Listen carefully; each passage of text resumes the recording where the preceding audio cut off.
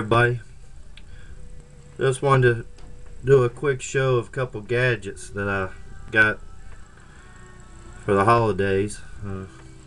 Most of you's probably seen both these tools. This is the Gerber Artifact tool and the CRKT, or Columbia River Knife and Tools eating tool. Basically it's just a short spork is what it is. I thought it was pretty neat. Two little neat gadgets.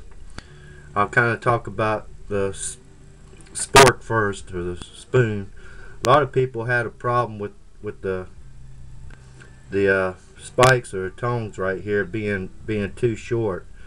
But I tried cooking some Spam and flipping Spam with it. I didn't have no problem with poking the Spam and flipping it, and didn't have no problem eating Rumyon. I mean, the noodles don't fit in here too good. I think if I was backpacking or camping or anything anyway, the noodles would probably be smashed, so I'd just spoon it down into my mouth. Okay, and this Gerber Artifact, it serves a pretty good purpose. Now, first, this eating tool. Okay, the weight of it, I think it's kind of controversial. I don't have no way of weighing it. I don't have no micro weight or no digital scale or anything. But the weight's supposed to be 1.6 ounces. Okay, and the length, the overall length, is 4 inches. The total width, or at the widest part right here, is right at 2¼ inches. Now I got two prices of the price that it cost. One is at Walmart is $7.43. I reckon that's with my taxes and with shipping. So I didn't see this inside Walmart itself. The only thing I seen it on was online. Okay, it comes with this a little carabiner right here, which is kind of cheesy. I mean, it's kind of small. When you put it on the actual eyelet right here, it kind of binds, so I just took it off. I didn't want it anyway. This right here, you got two different screw heads, or nut heads, my mistake. One 10mm, one 8mm, and one 6mm. Now this hole in the middle of it right here, this is only basically to save on weight, plus it's supposed to be for a thumb holder.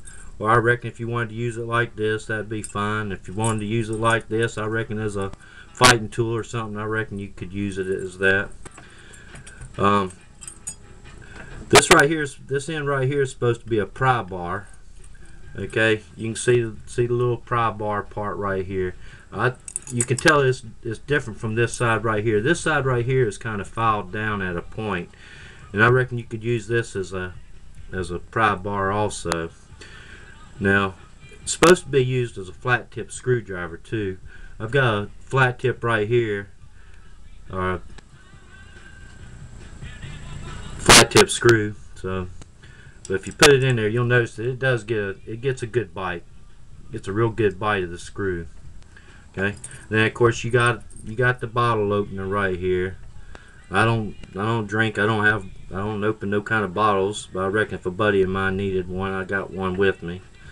But anyway, now one thing I don't understand about a camping tool, that if you're gonna have a camping tool for, it's supposed to serve more than one purpose. I don't understand why they didn't put a can opener on here instead of a bottle opener. But I went ahead and hooked me up a P38 onto it, so in that way I can open cans. Yeah, if I'm car camping, and a lot of times when I backpack or just go camping, I'll take cans with me that I have to use a can opener with, so I wanted that with it. All I did was took a little hook and hooked it to it.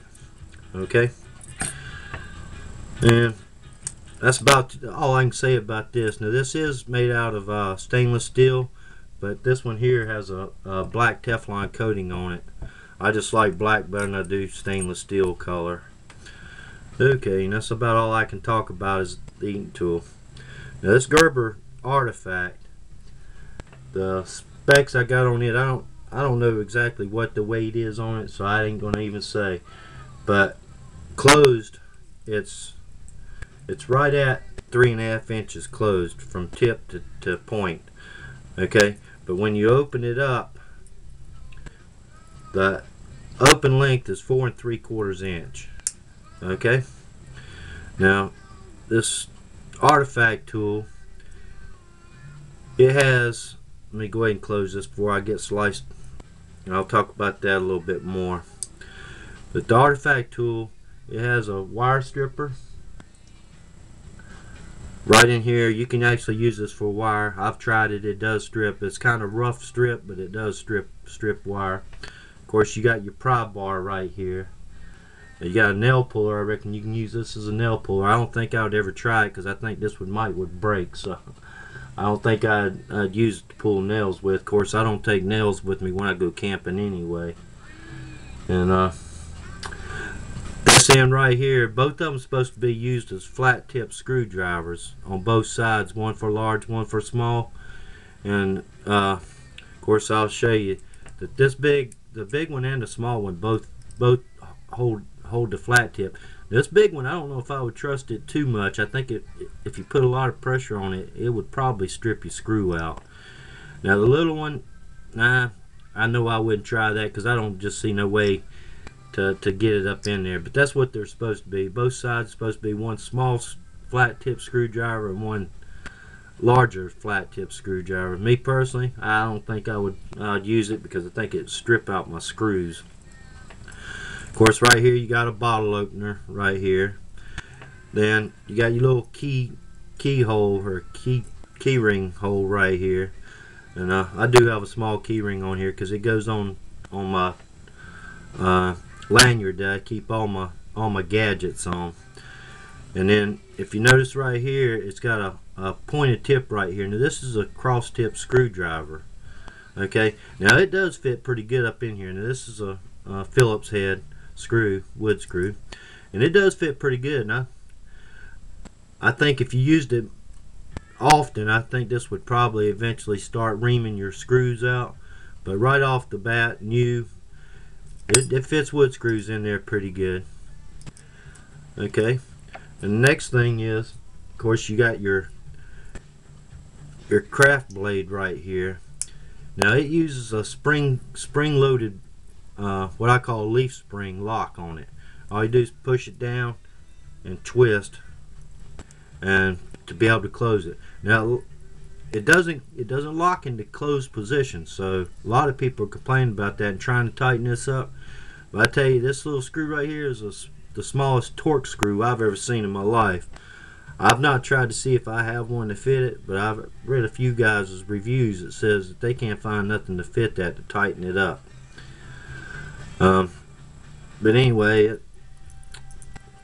you know, mine works fine. I don't have no problem with mine coming open. I mean, I can twist on it and pull on it. I literally have to push on it and to open it. The leaf right here, I mean, it's got some small torques also down inside there that you can tighten the spring up or replace the spring. Now you can replace these blades. All you do is lift this part right here. You got to take a small screwdriver or something, lift this part right here and pull the blade straight out. Now the blade's a little loose as far as going backwards and forth, but I think it's fine for anything like if you doing like little detail work, or if you're making some kind of pattern or something, it works fine. Also, it comes with this little box of replaceable blades. It comes with 3.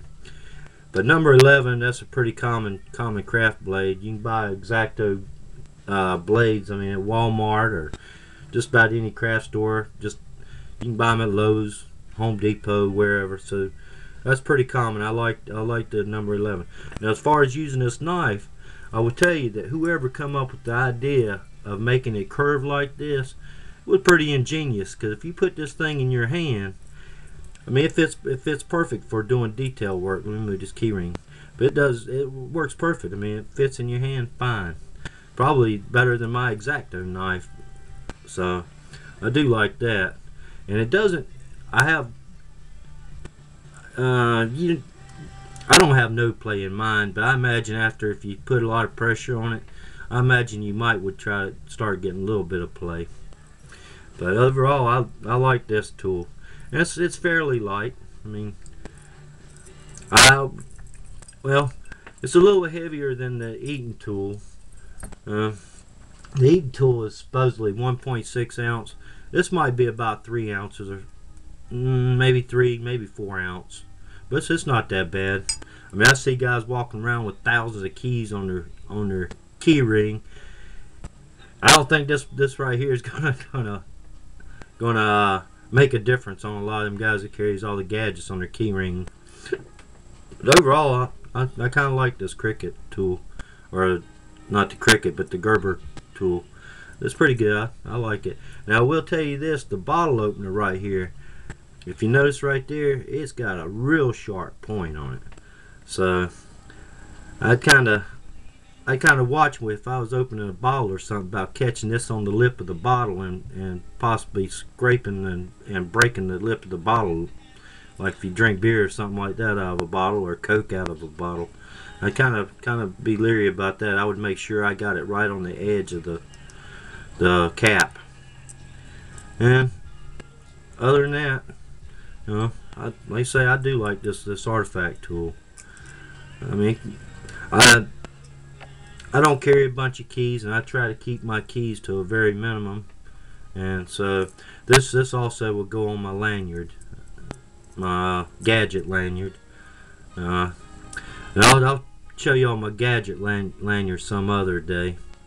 But other than that, I kind of like these tools, the little gadgets. I mean, it was thoughtful of my girlfriend to buy them for me. Let's say this thing here, this carabiner, is a little cheesy, but whenever I put this on my lanyard, I just run it through this little 6mm hole right here, because then that way it stays centered as you're centered on your rope or your key ring. Right here, if you notice, it's going to set off center, so I don't like that. But other than that, that's kind of my review on these little tools. I mean, there's thousands of reviews on them. I mean, that's the only reason why I know anything about these, because I've seen reviews on them on YouTube. So I thought they were interesting. I thought they would serve me a little bit of a purpose, so I asked for them. Anyway, y'all have a great day, and I'll talk to y'all later. Bye.